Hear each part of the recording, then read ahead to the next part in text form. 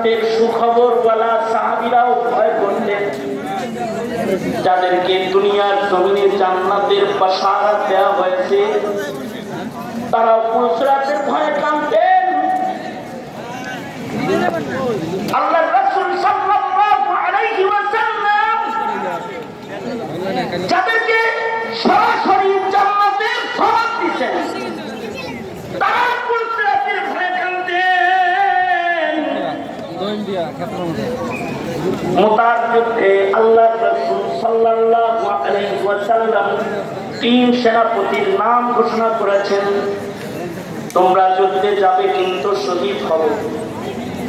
এই 3 জনের মধ্যে একজন সেনাপতি আব্দুল্লাহ ইবনে রাওয়াহা,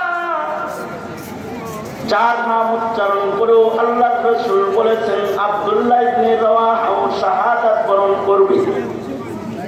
তার মানে নবীর জবানে তারা শহীদ।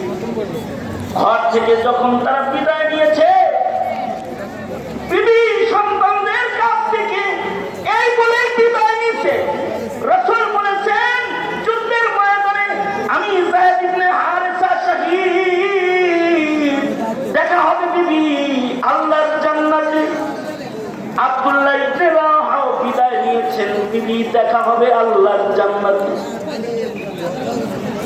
জান্নাতের কথা বলে আলো ইয়ালের কাছ থেকে বিদায় নেওয়া একজন মুসলিম সেনাপতি যুদ্ধের দিকে যাইতেছে, তার মানে সে যুদ্ধে যাচ্ছে না, শাহাদাত